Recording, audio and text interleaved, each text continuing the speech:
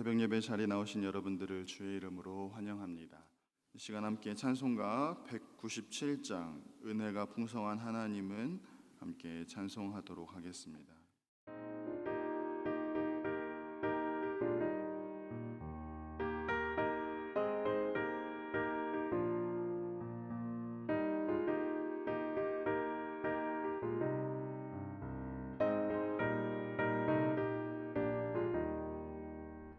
은혜가 풍성한 하나님은 믿는 자 한 사람 한 사람 어제도 오늘도 언제든지 한창 보호해 주시네.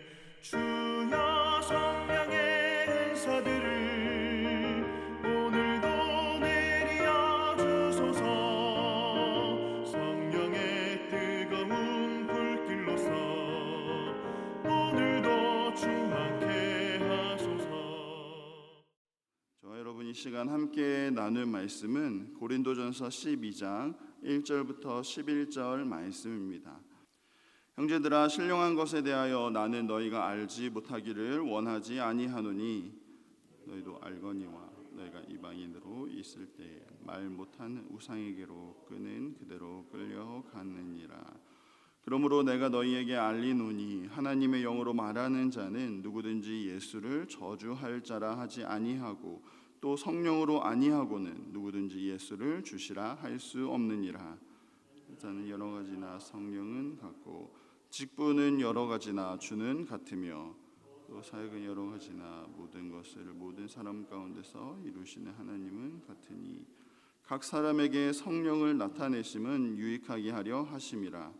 어떤 사람에게는 성령으로 말미암아 지혜의 말씀을, 어떤 사람에게는 같은 성령을 따라 지식의 말씀을, 다른 사람에게는 같은 성령으로 믿음을, 어떤 사람에게는 한 성령으로 병 고치는 은사를, 어떤 사람에게는 능력 행함을, 어떤 사람에게는 예언함을, 어떤 사람에게는 영들 분별함을, 어떤 사람에게는 각종 방언 말함을, 어떤 사람에게는 방언들 통역함을 주시.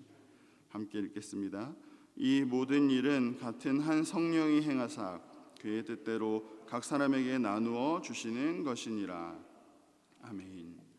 이 시간 신령한 것에 대하여라는 제목으로 함께 말씀 나누고자 합니다. 고린도전서 11장부터 사도 바울은 이 교회에 관련하여 또 예배에 관련하여서 권면의 말씀을 하고 있습니다. 예배를 드릴 때 과연 우리가 무엇을 써야 하는가, 무엇을 머리에 써야 하는가에 대한 문제에 대해서 질서의 하나님을 기억하면서 교회의 전통과 질서를 지키라고 이렇게 권면하였고, 또한 교회 안에서 성찬이나 만찬을 나눌 때에는 서로 차별하여 파당을 짓지 말고 그리스도께서 분명히 우리 모두를 위해 죽으셨기 때문에 한 몸 된 모습으로 서로를 배려하며 함께 교제를 나누라고 권면하였습니다. 이제 12장에서는 교회에 나타난 신령한 것, 성령의 은사들에 대해서 이렇게 권면의 말씀을 전하고 있습니다. 당시 이 고린도 교회에는 여러 가지 은사들이 나타났습니다. 세상 문화 한가운데 세워진 고린도 교회를 위해서 이 세상 한가운데서 하나님의 교회가 그 사명을 잘 감당하며 세상에 흔들리지 않도록 하기 위해서 하나님은 이 고린도 교회에 특별히 여러 종류의 은사를 허락해 주셨습니다. 하나님이 주신 이러한 은사를 통해서 하나님의 영광을 올려드리고 또 교회를 위해서 하나님이 세워주신 질서 안에서 은사를 사용하고 교회를 더욱 든든히 세워가야 하는 고린도 교회의 모습이었습니다. 하지만 그들에게 나타난 여러 은사들로 인해서 오히려 고린도 교회 성도들은 그들에게 주어진 은사가 어떻게 나타나게 되었는지, 누가 이것을 주셨는지, 무엇을 위한 은사인지를 잊어버리게 된 것이고, 그러다 보니 결국 각자가 받은 은사가 남이 받은 은사보다 더 우월하다고 생각해서 교만해지고 심지어 다른 이들의 은사를 무시하기 시작한 것입니다. 결국 고린도 교회는 성령의 은사 문제로 다시 한번 무질서하게 되었고 다툼과 또 분열이 일어나게 된 것입니다. 이러한 문제에 대해서 사도 바울은 은사에 대한 그 교회의 질서를 다시 세우고자 오늘 고린도 교회를 권면하는 것이죠. 먼저 사도 바울은 성령의 은사와 거짓 은사를 구분하는 방법을 알려줍니다. 고린도 교회가 세워지기 전에, 복음이 이 고린도 지역에 전파되기 전에 고린도 교회 성도들의 대부분은 이 지역에 살던 사람들과 마찬가지로 우상을 섬기던 자들이었고 우상에게 사로잡혀 왔던 사람들이었습니다. 그들은 우상을 섬기던 그 신전 제사장들을 통해서 신비한 많은 일들을 보아왔을 것입니다. 구약에서도 모세가 지팡이를 들고 신비한 일을 행했을 때 이집트 술사들도 역시 신비한 일을 행하였던 것처럼 우상을 숭배하는 이 신전 제사장들도 귀신의 역사로 인해서 신비한 일들을 많이 행하였을 것입니다. 그런데 이렇게 비슷한 신비한 역사들이 이 교회 안에도 나타나니까 무엇이 성령의 은사이고 무엇이 거짓 역사인지 성도들은 헷갈리기 시작한 것입니다.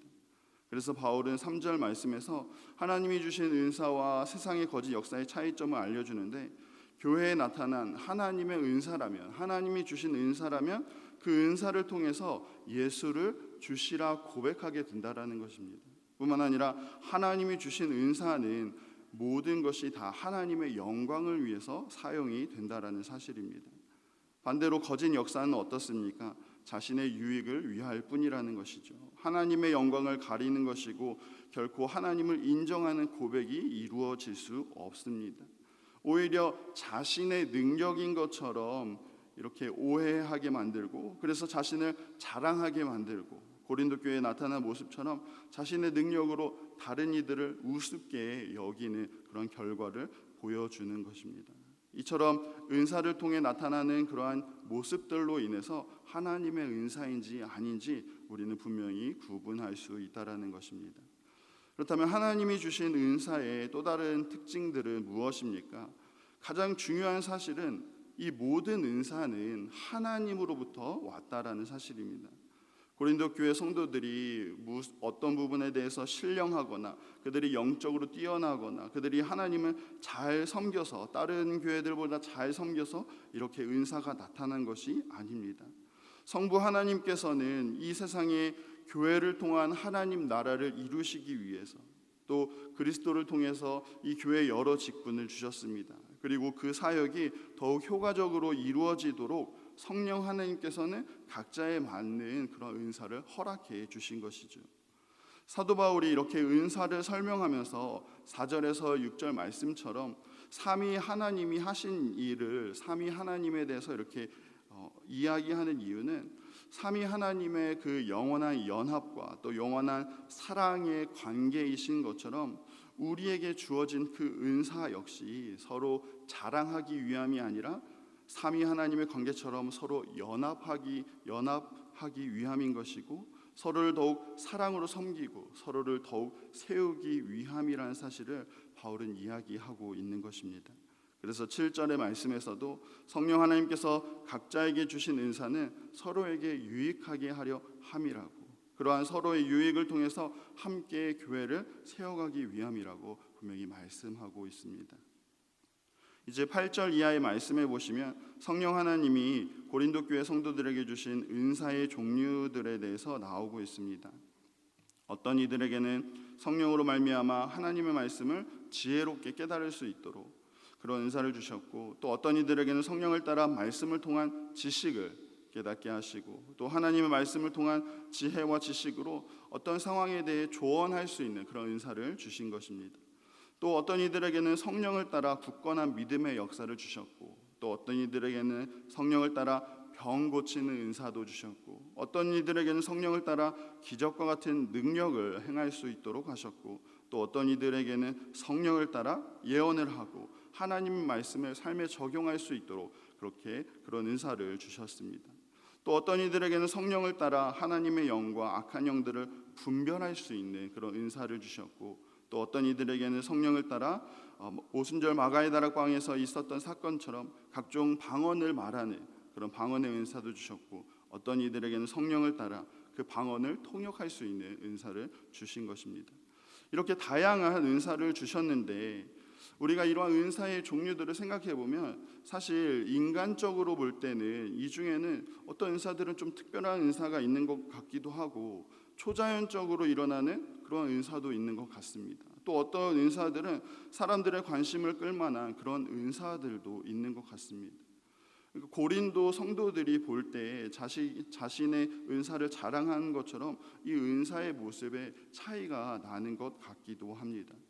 하지만 성부 하나님께서 그의 가장 선하신 뜻대로 우리를 구원하시기로 결정하시고 우리를 선택하신 것처럼 성령 하나님께서는 분명히 그의 가장 선하신 뜻대로 각 사람에게 가장 적합하고 가장 아름다운 은사를 우리에게 나누어 주셨다는 사실입니다. 그렇기 때문에 우리는 우리의 은사에 대해서 결코 자랑할 수 없는 것이고, 그렇기 때문에 우리는 결코 서로를 비교할 수가 없는 것이고, 그렇기 때문에 우리는 결코 우리가 가진 은사에 대해서 실망할 수 없다라는 사실입니다. 우리는 분명 각자에게 가장 적절하고 가장 적합한 은사가 주어진 것입니다. 하나님이 누구보다도 우리를 가장 잘 아시기 때문에 우리를 통해서 하나님의 영광이 가장 잘 드러날 수 있는 그 가장 아름다운 은사를 우리에게 허락해 주신 것입니다. 그렇기 때문에 우리는 하나님을 신뢰함으로 우리에게 주어진 은사 또한 감사함으로 받아야 하는 것이고, 또한 우리에게 주어진 은사를 통해서 다른 이들의 유익을 위해서 그리고 교회를 세워나가기 위해서 함께 사용해야 한다라는 사실입니다. 사랑하는 성도 여러분, 하나님은 결코 우리를 그냥 부르지 않으셨습니다. 하나님의 교회를 함께 세워가기 위해서, 하나님 나라를 위해서 우리를 부르셨고, 또 그 교회를 세우기 위해서 우리에게 각자에 맞는 은사를 주신 것입니다. 우리에게 주어진 은사는 우리의 유익을 위함이 아니라 교회를 위함이고, 우리 공동체를 위함이고, 우리 옆 사람을 함께 세워가기 위함이라는 사실입니다. 오늘도 우리를 부르신 하나님을 기억하시고, 성령 하나님께서 분명히 우리에게 나누어 주신, 우리에게 선물로 주신 그 은사를 기억하시면서 그 은사에 맞게 교회를 함께 세워나가는, 하나님의 나라를 함께 세워나가는 저와 여러분 다 되시기를 간절히 소망합니다. 기도하시겠습니다. 사랑하는 하나님 나라를 위해서 또 교회를 세우기 위해서 우리를 불러주시니 감사를 드립니다. 이렇게 우리를 불러주신 것만으로도 너무나 감사한데, 우리에게 성령을 따라 놀라운 은사를 주셨으니 그 주신 은사를 기억하며 하나님 영광을 위하여 사용하는 우리의 모습 되게 하여 주옵소서. 하나님이 우리에게 각자에 맞는 그러한 귀한 선물로 주셨기 때문에 절대 자랑하거나 교만하지 않도록 우리의 마음을 지켜주시고, 또 그것을 비교하거나 실망하지 않도록 우리의 마음에 또 위로를 허락하여 주옵소서. 오직 우리 공동체의 유익을 위해서, 또 교회를 위해서 함께 세워가는, 그것을 위해서 또 함께 힘써 은사를 사용하는 우리 모두가 될 수 있도록 주여 은혜를 베풀어 주옵소서. 감사를 드리오며 살아계신 예수님의 이름으로 기도합니다. 아멘.